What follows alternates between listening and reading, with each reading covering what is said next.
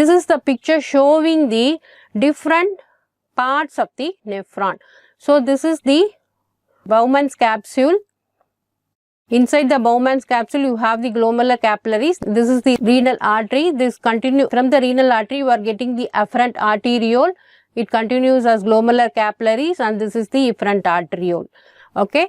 Then this is the Bowman space and enters into the proximal tubule, proximal convoluted tubule, and this is the thin descending loop of Henle, and this is the thin ascending loop of Henle, and this is the thick ascending loop of Henle, and this is DCT, distal convoluted tubule, and this is the collecting duct. This portion is cortical collecting duct and this portion is medullary collecting duct. Okay, I repeat it again. So this diagram shows the various parts of the nephron. This is the Bowman's capsule, contains parietal and visceral layer.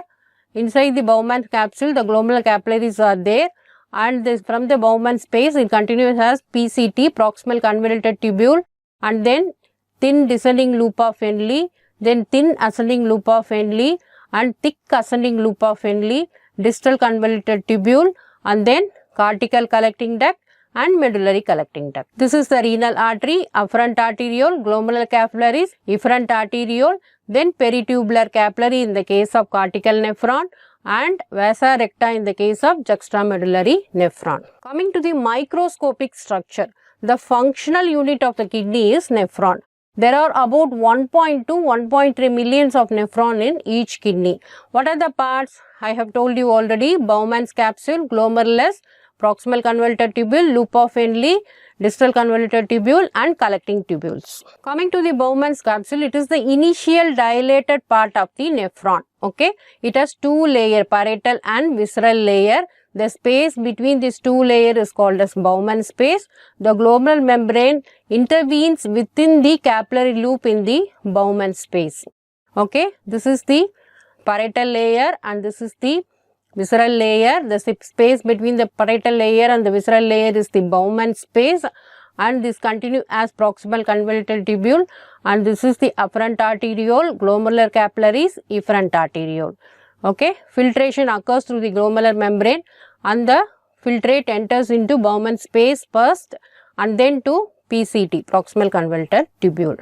So what is the function of Bowman's capsule? This Bowman sac transfers the filtrate coming from the glomerular capillaries to the proximal convoluted tubule.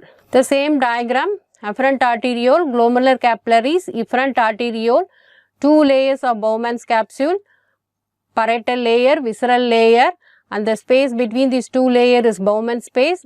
The Bowman space collects the filtrate coming from the glomerular capillary and conveys it or transfer it to the proximal convoluted tubule.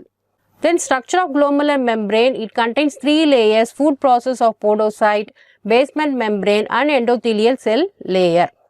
So this is the diagram showing the three layers of the glomerular capillary membrane. See, the green structure is the podocyte. Okay, podocyte, that is food process of podocyte, that is present in the basement membrane, and the inner layer is the vascular endothelium, which is fenestrated. It also contains openings. The pore size is around 50 to 100 nanometer.